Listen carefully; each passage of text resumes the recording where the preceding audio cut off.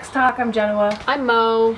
Today we are talking about, have you ever asked yourself or wondered or had like an inkling that maybe you might be in an abusive relationship? And I'm not talking about someone who hits you, because clearly that is, unless within the parameters of some kind of sex game, is an abusive relationship. But are there other things that constitute abuse?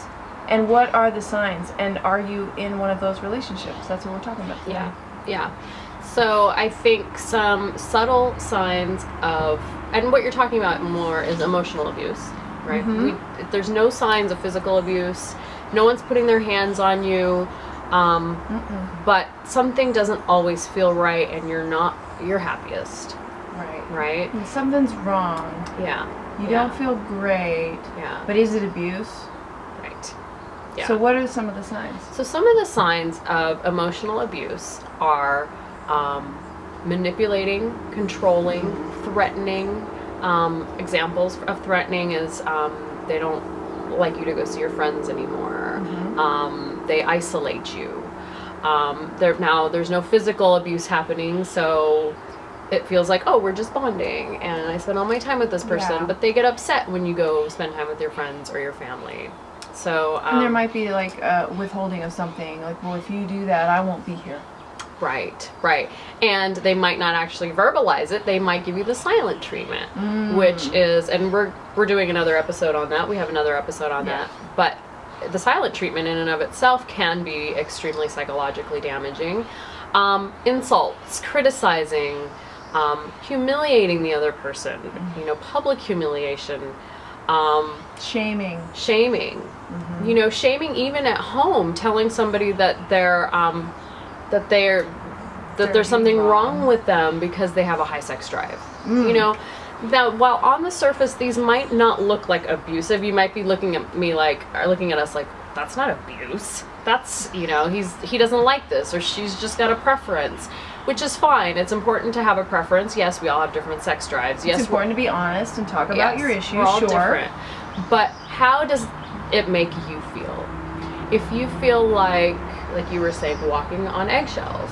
Yes, that is a really important sign. In your relationship, do you feel like you're walking on eggshells? Because that should be a wake-up call to you. That means there's probably some form of emotional abuse, and it's so insidious that you're just kind of waiting for it to happen, or trying to avoid it happening, or you can never relax. Or do you make excuses for them? Like, oh, well, she had a really rough childhood, so yeah, maybe she's over there getting angry and ripping up pillows, and in the meantime calling you words like bitch or cunt or something. But they're not throwing plates at you. So it's not abuse. And you feel sorry because she had such a hard childhood, and or she doesn't know how, or that she had a rough day at work and her boss is really crappy. But here's the thing. You're making excuses for them. You're being super compassionate, which is really, really big of you, but you're not being at your own expense. You're not being compassionate towards yourself. It's not okay for someone to be upset and come in home and take that anger out on you, even if it's verbal. Or take it out on your house, or your pillows. Or handle things in a non-adult manner, really. I mean, your partner should be taking responsibility for their own feelings. And also, they should not be blaming you for their feelings. Now, this is a big one. This is a big one, I think, where your partner will blame you for their feelings. That's emotional abuse. You did not create their feelings. Whatever their feelings are, even if you hurt their feelings for something, you did something and you apologize, or you feel like, okay, I did do something, their feelings are still not your responsibility. And so check.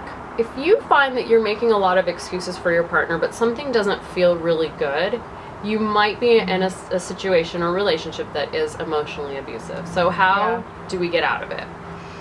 Aside from leaving, I mean, obviously you're in a relationship that probably has a lot of positive aspects as well. Most relationships do. Even severely abusive relationships have a side that is potentially good. There's a reason you're there, usually.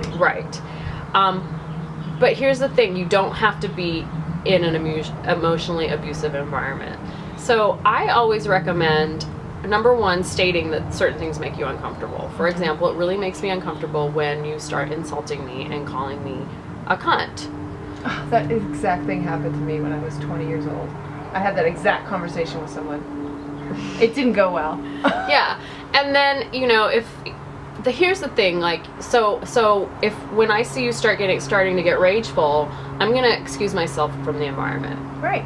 And so I'm you're telling taking you responsibility now, for yourself. I'm telling you now that I'm going to probably leave if you start getting that angry again. And it's not personal. I'm not abandoning you, but I can't handle it. I can't handle hearing those words. It feels really insulting to me. No, it's not. It's not okay. Yeah. So letting them know what your boundaries are. It's important to have boundaries around them.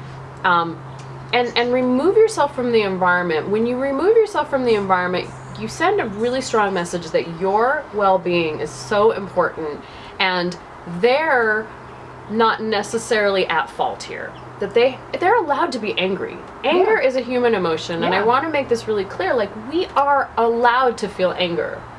If we didn't feel it, it's really healthy to feel anger. But if you're putting up with somebody who's insulting you and just kind of going off the rails emotionally because you've been the allower or the carrier for them, and all of a sudden you remove yourself from the environment, it sends a strong message that they really need to handle this themselves, and that you're not going to be privy to the blame anymore, and you're not going to carry this anymore because it's not your stuff. It's not your stuff. Yeah. And it's also sending a really strong message to you that you are going to take care of yourself. You are number one. Yeah. Because in these kind of lopsided relationships, which often they are very lopsided, your needs get at the end of the line because you're responsible for that other person and their feelings and whatever. And so you're reinforcing to yourself that actually, no, my feelings are important. Yeah, yeah. And, you know, there might be other ways that you can tell that you might be getting emotionally abused. For example, are you having a lot of panic attacks, walking around on eggshells, as you mentioned, not wanting to go home at night or after work, finding things to keep yourself busy with, lying to your partner, if you're not seeing your people. Not seeing your people is a telling big your one. family no, saying no to things that you really want to do and lying not doing to your them. people, lying to your people, your family or friends, like, because you just actually don't. You're kind of, you know, what's going on is not cool, and you know that they're not going to like it, so you're never really honest. Covering about up for them, you know, saying, oh, you know, he's had a rough day at work. Oh, you know, he's going through this. Are you making excuses for them? So these are all signs that you might be in a situation that you're ashamed of. Right. And when you're ashamed of something, it means you're keeping it secret. You're keeping something hidden. This is what I always say: when you keep secrets, it's secret equals shame.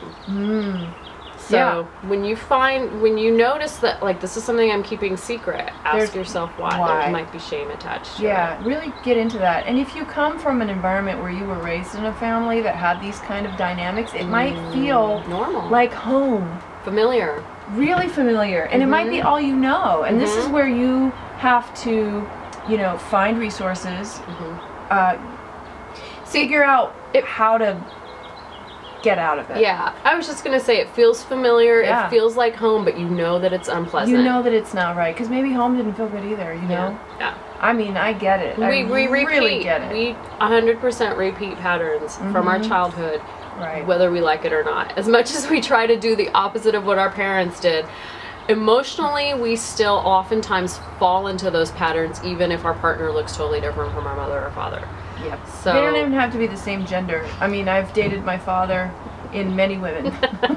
I have. Yeah. And, you know, I'm here trying to learn a healthier way. Yeah. It's so true. I would, if any of this makes any sense to you, what I would say is sit down, get really honest with yourself. Talk to someone, get a sounding board, to someone that can, you know, bounce ideas off you that you trust. Yeah. It's not going to judge. Someone's going to support you in whatever next move that you make. Yeah. And you're not alone.